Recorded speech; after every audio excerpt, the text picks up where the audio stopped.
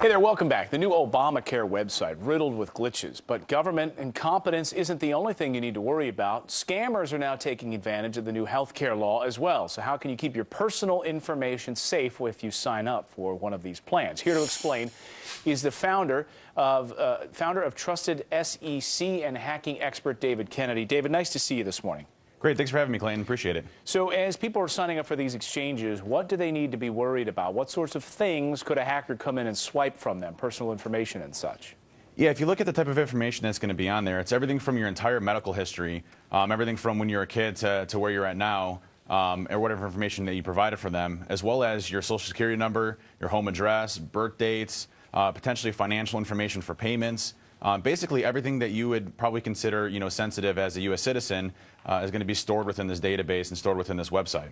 David, I have a friend who happens to be the head of security for Twitter. He told me a few months ago, he said, we spend years, that's our main focus, making sure that your private information is safe and secure. And that's what they lose sleep over.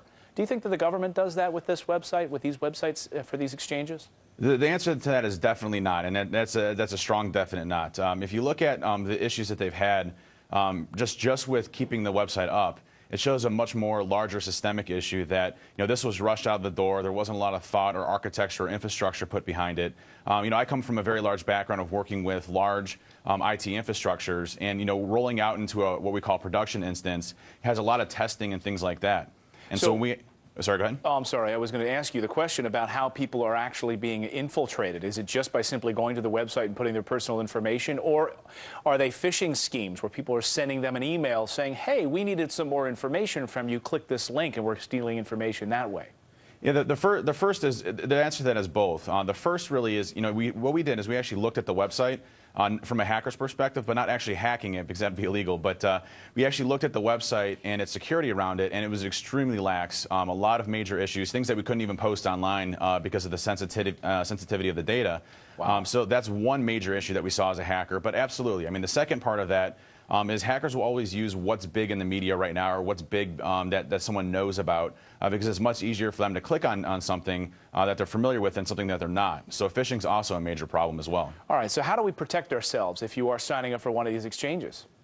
Yeah, the first thing is, we're kind of at the mercy of the government right now because this is a mandate, this is something that we have to do. So, we're going to have to sign up for this one way, whether we like it or not. But what we really need to focus on is, anything with identity fraud or identity theft, these fraudulent transactions, credit being taken out in our names, all of those are key indicators that something's been possibly amiss. And if you look at, they just reset, everybody's password in the database recently, as of last week.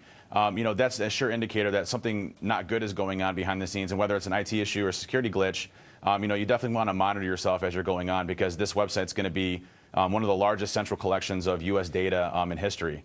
So definitely a big problem for us when it comes to our security of our personal information. Yeah, I mean, we just saw this from Adobe this week. It happens to private business all the time. You can imagine it's going to happen to the federal government. Absolutely. We'd love to. I'm sorry, go ahead, Dave.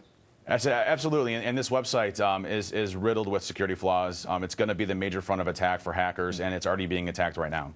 All right, David Kennedy, hacking expert, thanks for joining us this morning from Cleveland. We appreciate it. Thanks for having me. And let me know what your thoughts are on this. I'm Clayton Morris on Twitter. Any questions you have, we will answer them here. From school